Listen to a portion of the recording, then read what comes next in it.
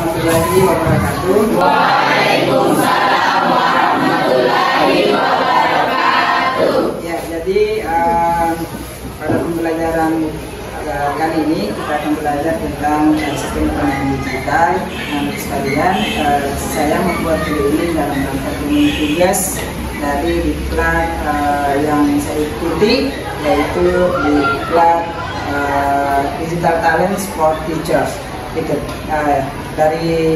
Alhamdulillah dari 500 yang memasukkan esai, karena syaratnya isi dulu pendaftarannya, kemudian masukkan esainya, kemudian diseleksi. Dan dari 500 itu alhamdulillah saya 2 orang dari selesai itu yang lolos masuk ke di 30 dari 30 yang dinyatakan lolos itu.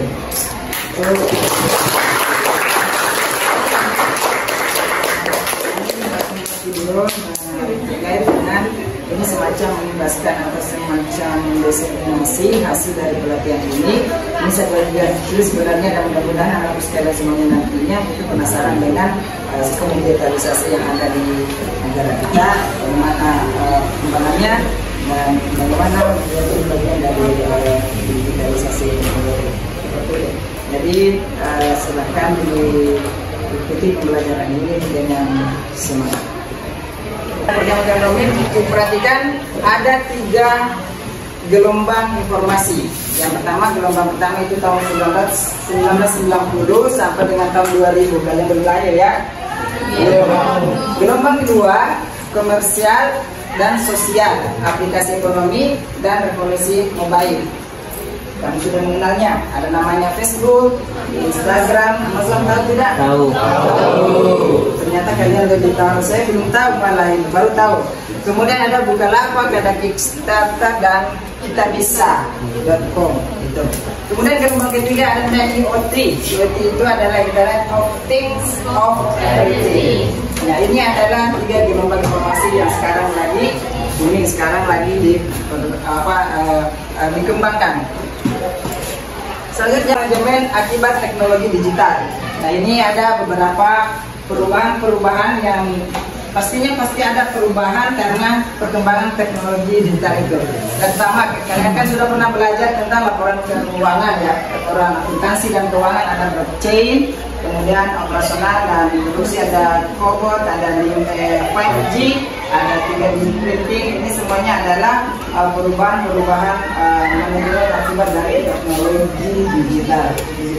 Jadi kita bisa berpikiran apakah nanti ini digital ini akan memperlancar atau malah bisa juga merugikan kita, seperti itu. Kemudian konsumen digital yang ada di Asia Tenggara, diperhatikan ini ada pada saat sebelum konsumen sebelum pandemi, berarti tahun berapa? Tahun 2019 ya, sebelum. Nah, itu konsumen digital itu 290 juta. Kemudian untuk konsumen baru tahun 2020 itu 40 juta. Penambahannya. Terus konsumen baru di 2021 itu sebesar 20 juta. Nah, di Indonesia sendiri itu, jadi ini kan bagian dari ini kan Asia ya. Di Indonesia sendiri itu konsumen barunya 2021 itu ada 8 juta atau sekitar 5%. Kemudian untuk konsumen barunya ada 13 juta atau sekitar 8%, dan konsumen sebelum pandemi itu 140 juta atau sekitar 80 juta. Jadi kita bisa melihat bahwa di Indonesia itu sebelum pandemi dan setelah pada saat pandemi itu ada perubahan yang sangat signifikan di antara konsumen digital itu sendiri. Kemudian pandemi sudah menjadi katalis bagi para konsumen untuk mengadopsi layanan online yang baru dan meningkatkan frekuensi penggunaannya. Coba kita perhatikan di atas, mana kata ini, di sini. Presentasi penggunaan memakai layanan digital dibandingkan dengan sebelum pandemi. Bisa diperhatikan ada Pro Series, ada beauty, apparel, electronics, video, food delivery, music, kemudian ada retail. Ini semuanya merupakan e-commerce. Sudah pernah mendengar yang namanya e-commerce? Baru pasti. Sudah? Nah, ya. Sekarang sudah mendengarkan namanya e-commerce. Apa itu e-commerce? Ini berdasarkan dengan laporan dari Ekonomisi 2021 dari Google.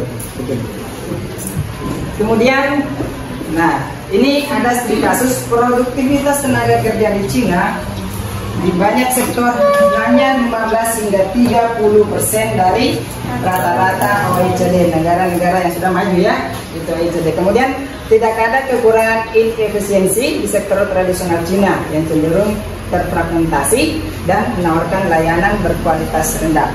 Tapi ini membuka peluang bagi penyiaran digital untuk berinovasi, menciptakan titik masuk baru ke pasar dan memberikan nilai baru bagi pelanggan. Ini adalah perkembangan dari sisi digital yang mau tidak mau, rela tidak rela, kita harus menghadapinya. Kenapa? Karena kedepannya akan seperti itu. Siapa yang tidak mempelajari sistem digital seperti ini, maka dia akan ketinggalan. Selanjutnya, nah ini framework untuk strategi ekonomi digital. Kebijakan bukan hanya bukan politik ya, bukan. Tapi kebijakan adalah kebijakan yang aturan yang diberikan oleh pemerintah yang nantinya itu akan menyebabkan dari digital itu sendiri. Coba lihat kebijakan di Cina. Cina bergabung dengan WTO pada tahun 2000. Semuanya rata-rata dibuat oleh Cina. Begitu berkembangnya negara Cina dibanding dengan negara-negara yang ada di negara berkembang seperti Indonesia. Dia sudah termasuk dalam kategori negara maju. Kemudian, nah ini ada namanya Guangzhou, ada Silicon Valley.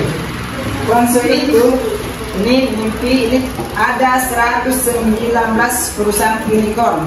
Kalau tidak yang namanya unicorn, coba dia cek di HP-nya masing-masing, apa itu unicorn? Ya, coba buka tuh HP-nya. Kemudian ini di Guangzhou ini yang ada di Cina ya.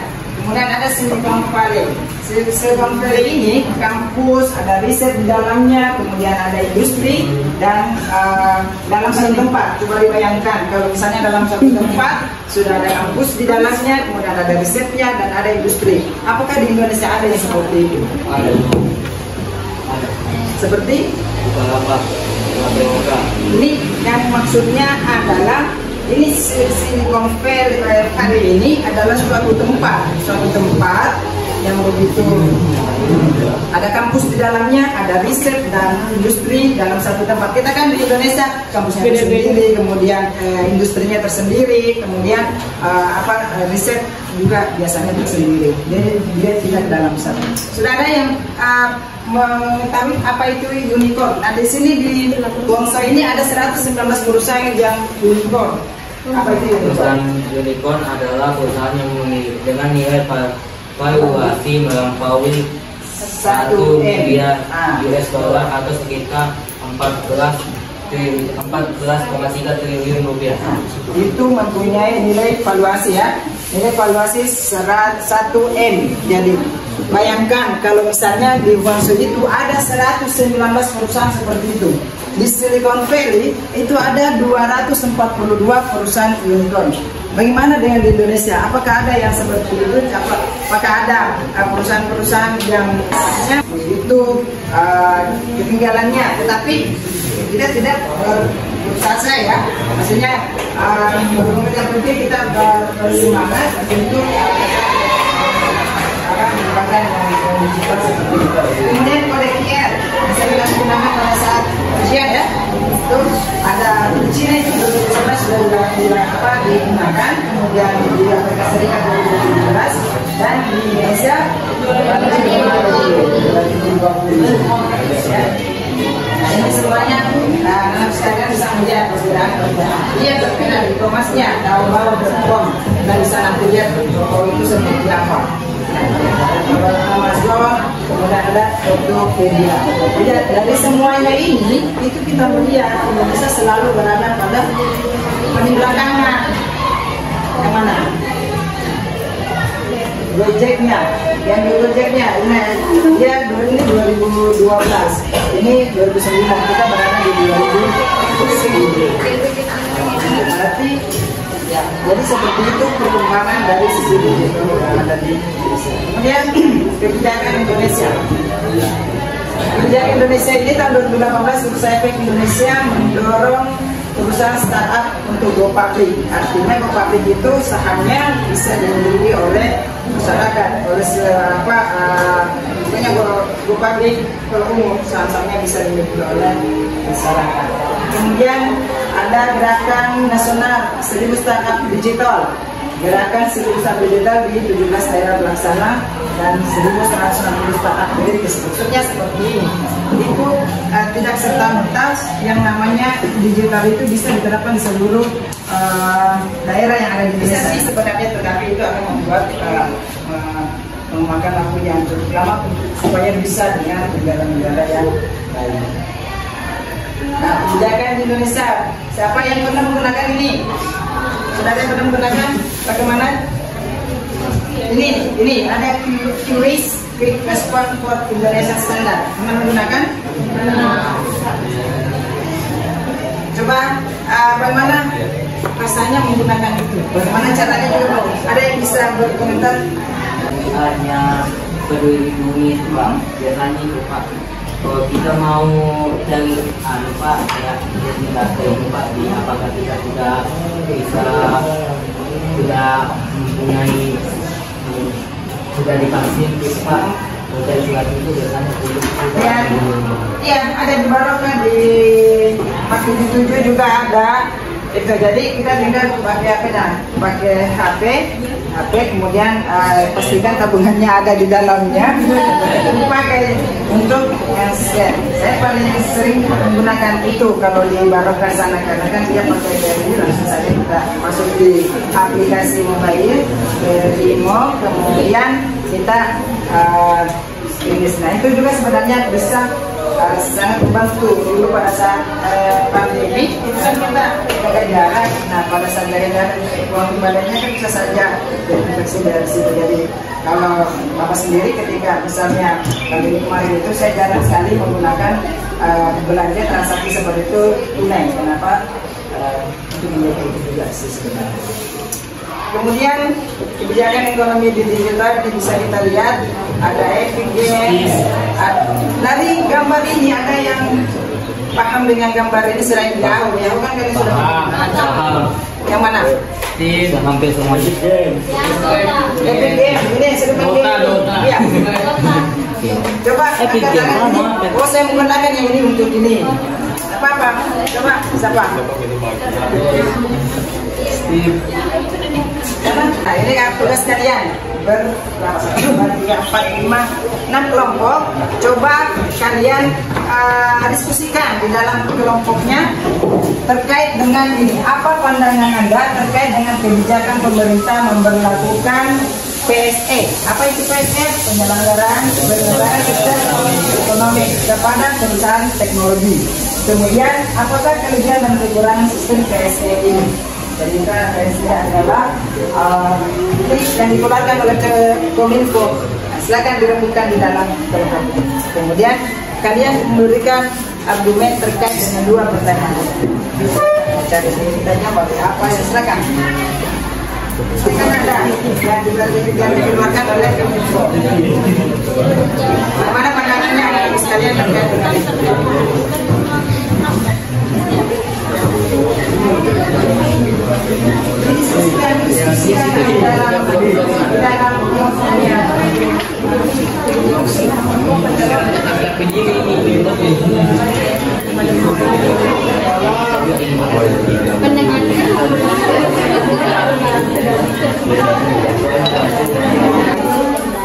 Terkait dengan kebocoran ya, terbanyak kebocoran data yang terjadi. Bagaimanapun biasanya settingnya itu bagus, tapi ada juga memang ada saja yang bisa menjebol dari setting kita tersebut. Terima kasih. Kelompok 2 selanjutnya kelompok 45. Silakan kelompok 3. Bagaimana pandangannya terkait dengan PT saja ini yang dikeluarkan oleh pemerintah? Ini kan aturan diberikan gimana? Untuk alasan dari kelompok 3. Assalamualaikum warahmatullahi wabarakatuh. Waalaikumsalam warahmatullahi wabarakatuh. Jadi pandangan dari kelompok kami yaitu sangat menguntungkan di zaman sekarang, dikarenakan di era zaman sekarang ini teknologi sangat berkembang. Kekurangannya yaitu terdapat kendala apabila berada di peredaran yang belum menggunakan sistem elektronik atau elektroniknya terbatas. Oke, terima kasih. Kita berikan aplaus kepada dia lebih mengarah pada kondisi daerah ya, yang sampai ada yang belum bagus dengan internet, maka itu pasti terkendala. Itu salah satu dari kekurangannya. Kemudian dari segi kelebihannya, sebenarnya PC ini bisa mempermudah yang mempermudah transaksi, kemudian data-data yang ada juga di dalamnya itu seperti itu ya. Oke, selanjutnya kita ke kelompok ekonomi. Ini ada dari bisa mengatakan bahwa jangan pernah sia-siakan krisis yang baik. Krisis yang baik. Ternyata lebih krisis yang baik. Ini ada krisis, ada kesempatan. Kemudian dilihat di Taobao pada tahun 2003 Taobao diluncurkan selama SARS. Tahu SARS? Penyakit ya, yang mirip-mirip dengan pandemi. Nah, kemudian ini the growth rate of Alibaba.com during COVID-19. Paruh pertama tahun 2020 e-commerce Cina telah tumbuh 28,7%. Tingkat pertumbuhan GMV di Alibaba adalah 3 kali lipat. Kemudian 4G bahkan dapat digunakan di desa-desa terpencil. Wow, luar biasa, ya kan? Kalau di sini tidak. Error, masih error ya, belum ada. Kemudian ini ekspor dan impor dari Cina telah mencatat berbagai nomor 1 di dunia ya. Kemudian 99,7% desa terkecil dapat bermanfaat dari jalan raya di Cina. Luar biasa. 99,7%. Kalau kita bagaimana? Indonesia. Jalan raya boleh manfaat dari jalan raya yang ada di Cina. Kemudian kereta api kecepatan tinggi. Yang dulu bilang kereta kita alhamdulillah juga sudah ada kereta apinya. Kereta api kecepatan tinggi sudah dengan operasi berjam nomor 1 di dunia. Biasa jadi bayangkan saja dulu bagaimana nanti kan di Bandung juga sudah ada kereta api, coba. Kemudian dapat digunakan bisa disusul tadi ya. Kemudian Indonesia untuk di Indonesia ya. Kemudian di Indonesia sebagai penghasil banyak kelapa sawit terbanyak di Indonesia. Ini sebenarnya potensi yang ada di Indonesia. Kemudian dana sebesar 68 triliun rupiah dialokasikan ke 74.951 desa supaya aksesnya nanti itu lebih bagus lagi. Kemudian transportasi 2.499,6 km jalan tol telah beroperasi di Indonesia.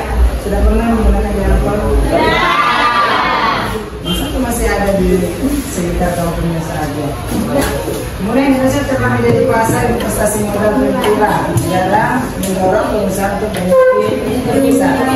Ya, ini kopi kenangan Siapa sering minum kenangan? Ada juga ada sih.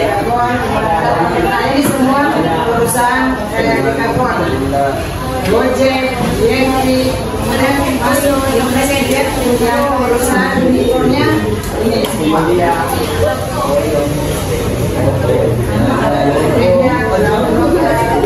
Ini untuk tempatnya ini kenangan itu hanya sebenarnya sih dalamnya dia dari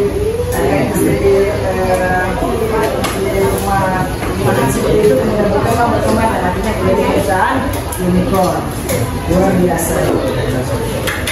Kemudian ekonomi terkait dengan ekonomi internet menurut GMT ini ekonomi internet mencapai 570 miliar dolar yang mengindikasikan prospek yang optimis untuk Indonesia, negara berpolitik besar. Jadi penduduknya kita begitu banyak. Kita bisa lihat perkembangannya 2019, 2020, 2021 sampai ke 2025 nanti. Itu perkembangannya, diharapkan seperti itu. Jadi naik. Kemudian semua sektor di Indonesia mengalami pertumbuhan sebesar 2 digit pada tahun 2021 dengan platform e-commerce-nya yang menjadi pendorong utama. Jadi e-commerce itu yang mendorong pertumbuhan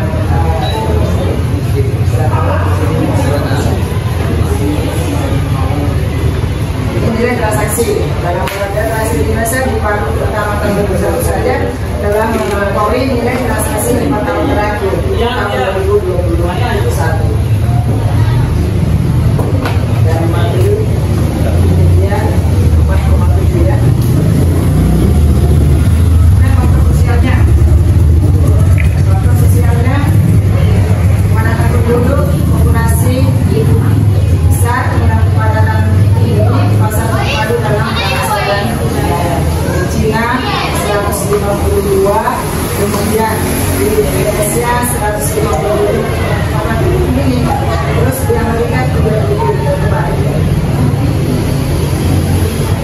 Kelompok konsumen potensial. Nah ini harus kamu tahu ini. Ada namanya Gen Z, ada kelompok konsumen millennials, kemudian Gen X dan Baby Boomers. Itu Gen Z itu tahun 90 sampai 2012 lahir beli 8%, kemudian kaum millennialsnya 1981 sampai 1996, Gen Z-nya 34%. The new rise of the new made in Indonesia brand, ini semua adalah brand. Ada yang jiwa, sebenarnya jiwa.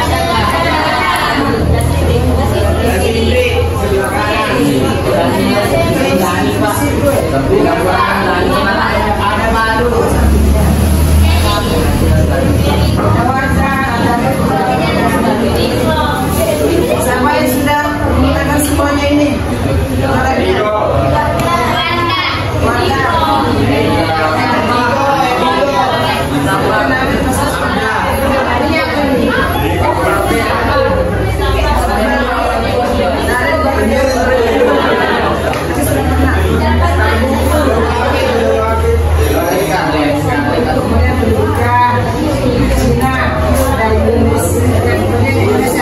Universitas di Cina mulai menawarkan gelar e-commerce dari tahun 1998. Tahun 2020 mulai diberikan di Mei 2021. Pada tahun 2000 Kementerian Pendidikan Cina uji coba program sarjana e-commerce di 13 universitas. Jadi ada gelar e-commerce-nya.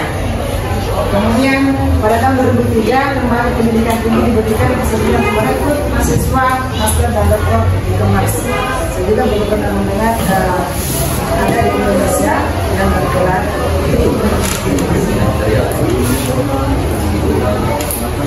ini pendidikan sangat canggih ya.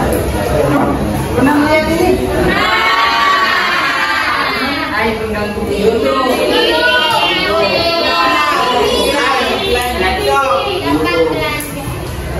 TikTok. Bunyinya di luar negeri. Mulai dari teknologi, jenis faktor perkembangannya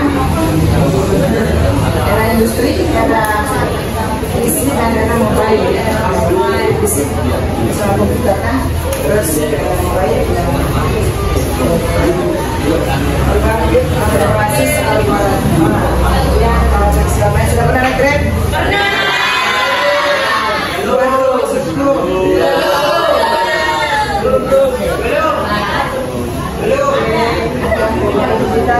Tadi yang tiris ya, cuma ada yang tiris. Nah itu yang baliknya. Assalamualaikum warahmatullahi wabarakatuh.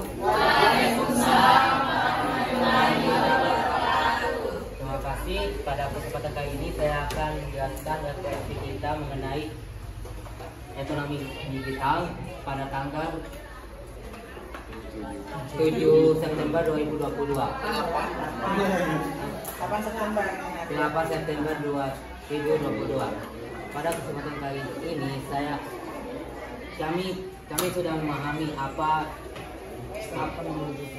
itu kebijakan Indonesia digital. Kemudian itu kita sudah mengetahui apa yang dimaksud dengan perusahaan unicorn. Kemudian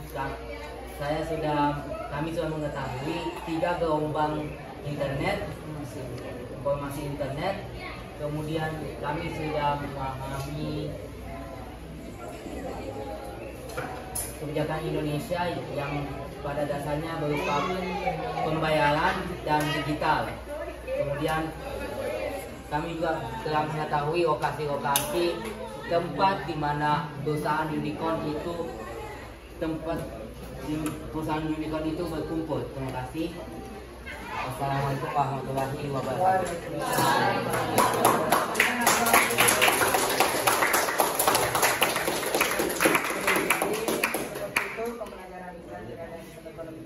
Pada hari ini, pada kesempatan ini sebenarnya masih ada beberapa, nanti kita akan sambung, kita akan lanjut pembelajarannya terkait dengan materi-materi dengan digitalisasi yang ada yang sedang berkembang yang ada di Indonesia. Oke, saya akhiri pertemuan kali ini dengan ucapan wabillahi taufiq wal hidayah. Assalamualaikum warahmatullahi wabarakatuh.